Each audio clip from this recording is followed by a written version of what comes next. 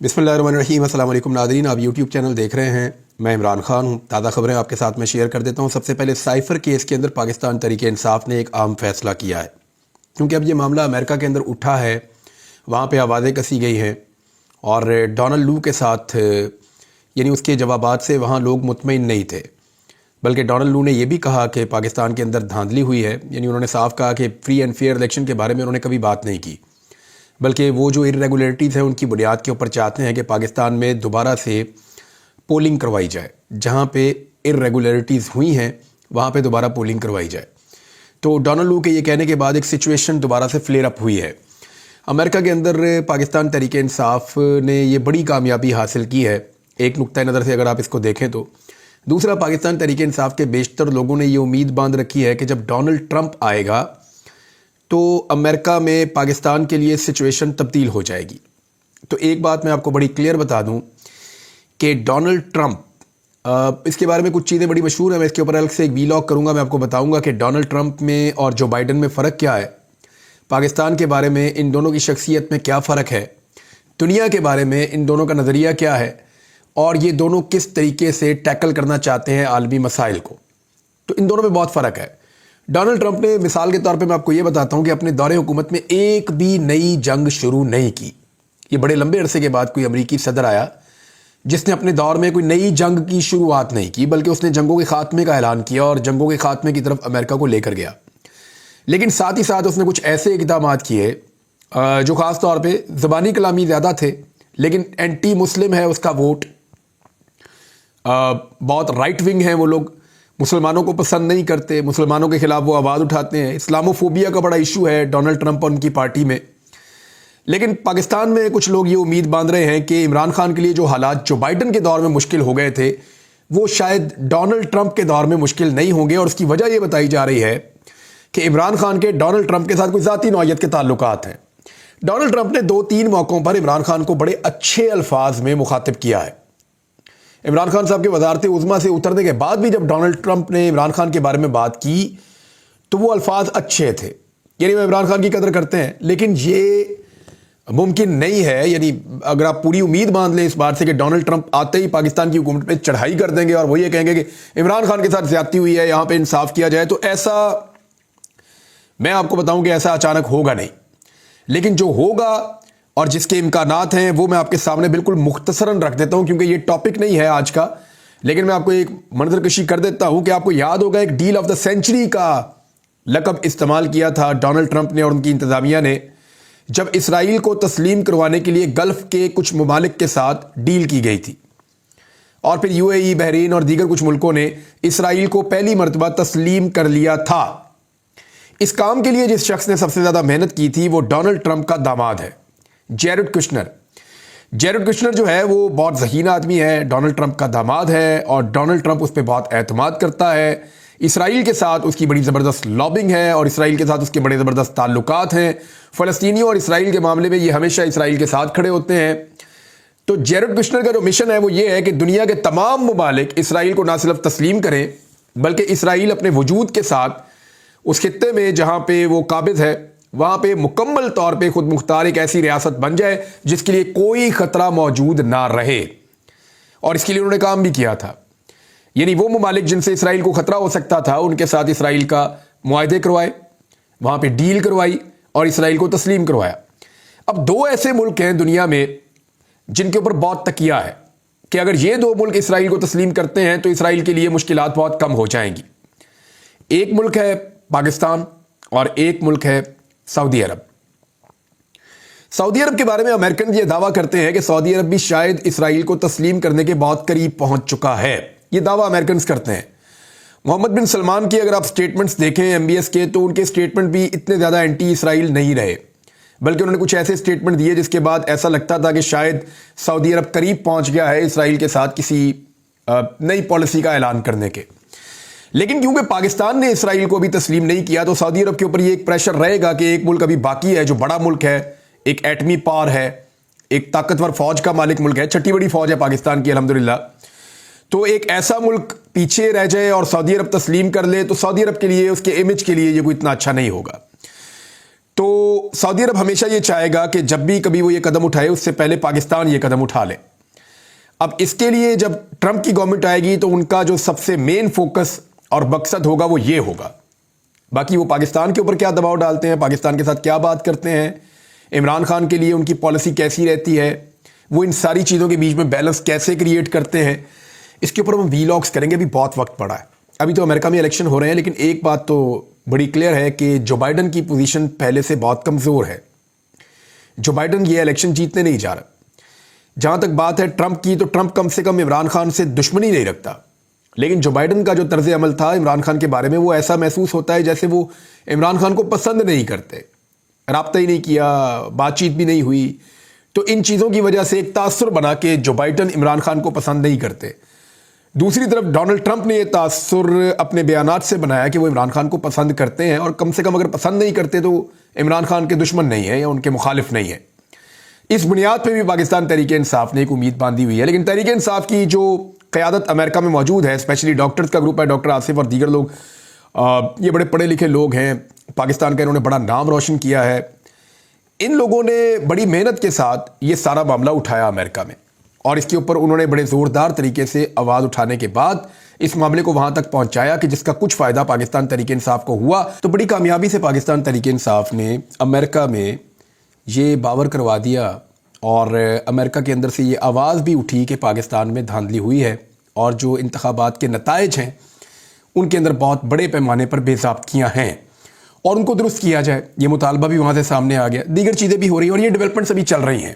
اور اس کے بعد امریکہ میں جو ایوان نمائندگان کی خارجہ امور کی کمیٹی ہے, وہاں پہ ایک قرارداد پیش کی گئی. قرارداد کے اندر کیا تھا وہ میں آپ کو بتاتا ہوں, لیکن یہ زیرو کے مقابلے میں 50 ووٹوں کے ساتھ متفقہ طور پہ قرارداد منظور کر لی گئی ہے. یہ پاکستان کے حوالے سے قرارداد ہے. اب اس میں جو اہم چیزیں ہیں ان میں ایک یہ ہے کہ پاکستان میں جمہوریت, انسانی حقوق اور قانون کی پاسداری سے متعلق یہ قرارداد ہے. یعنی پاکستان میں جمہوریت اور شفاف انتخابات کے لیے حمایت ظاہر کرتی ہے یہ قرارداد, اور جو عوام کی مرضی کی عکاسی کرتی ہو, اور صاف شفاف تحقیقات کی جائیں انتخابات کے حوالے سے. جو بے ضابطگیاں ہیں ان میں یہ بھی مطالبہ کیا گیا ہے.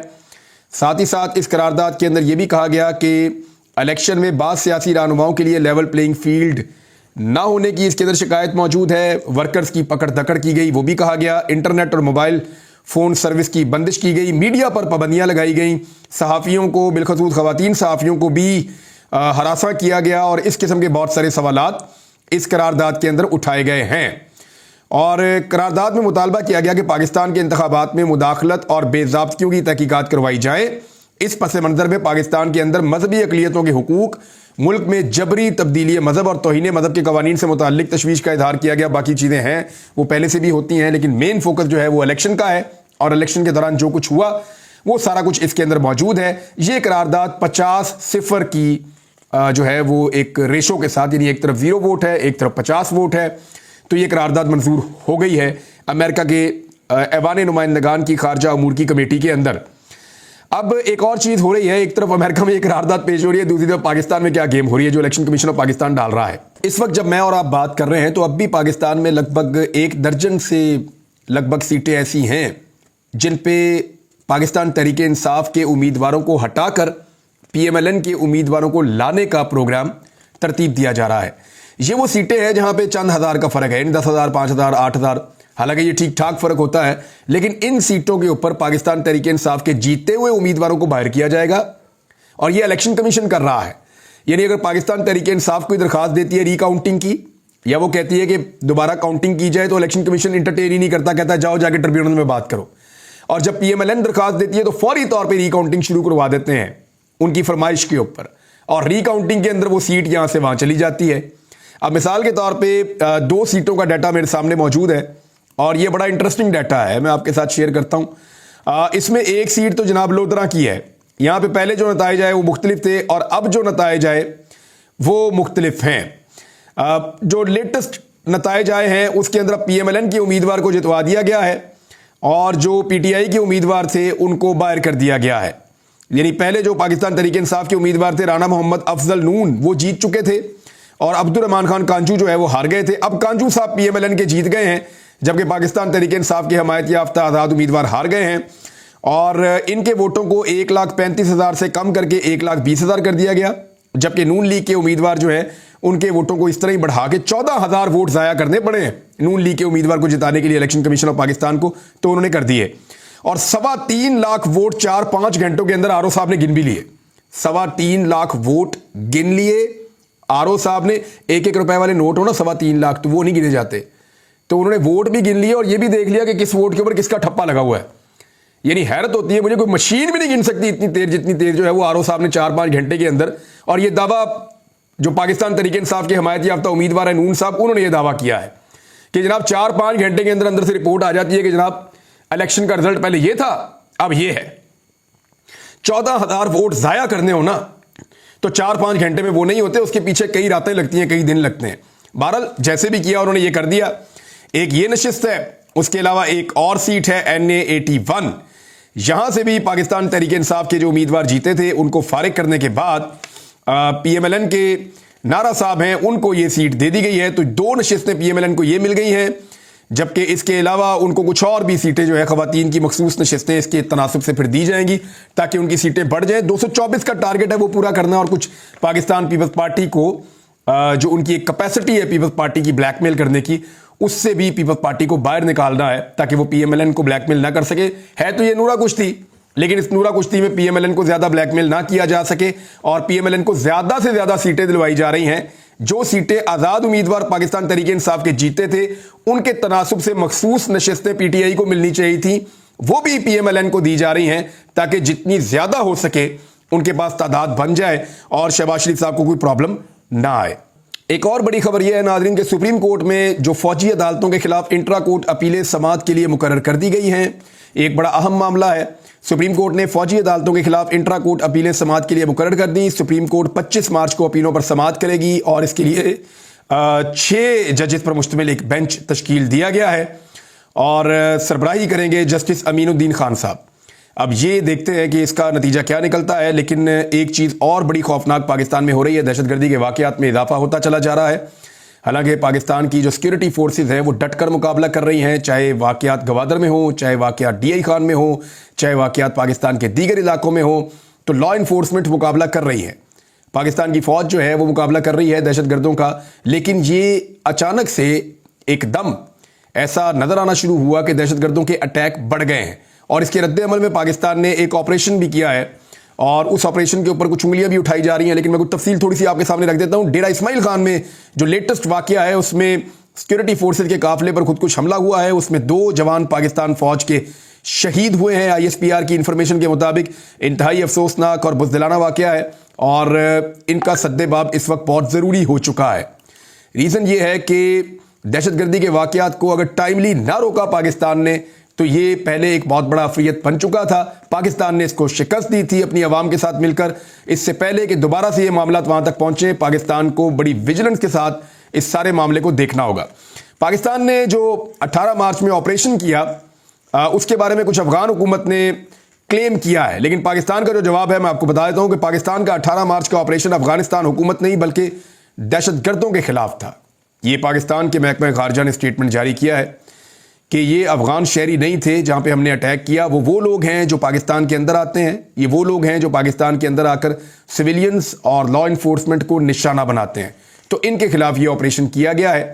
جو کلیم پاکستان کا محکمہ خارجہ کر رہا ہے وہ میں نے آپ کے سامنے رکھ دیا ہے، جبکہ دوسری جانب جو افغانستان ہے انہوں نے الگ قسم کے الزامات لگائے تھے، اور پاکستان نے کہا کہ افغانستان کی خود مختاری کا ہم احترام کرتے ہیں، اور اس سے پہلے پاکستان نے کئی مرتبہ افغانستان کو یہ بات بتائی ہے کہ ان کی سرزمین کو پاکستان کے اندر دہشت گردی کے لیے استعمال کیا جا رہا ہے، اور یہ نئی بات نہیں ہے، یہ بات بہت پرانی ہے۔ جب اشرف غنی کا دور تھا، جب دور تھا کرزئی کا، اس دور میں بھی وہاں پہ بھارتی ایجنسیز موجود رہتی تھیں، اور پرویز مشرف سے لے کر اگلے کئی ادوار تک پاکستان لگاتار یہ واویلا کرتا رہا عالمی سطح پر کہ افغانستان کے اندر سے دہشت گرد پاکستان میں داخل ہو کر اٹیک کرتے ہیں۔ یہ معاملہ پاکستان کو اور افغانستان کو ہر حال میں حل کرنا ہوگا، ورنہ یہ اس خطے کے لیے یا پاکستان کی سیکیورٹی کے لیے ایک سیریس ایشو رہے گا۔ اب تک کے لیے اتنے، اپنا خیال رکھیے گا، اپنے اس چینل کا بھی۔ اللہ حافظ۔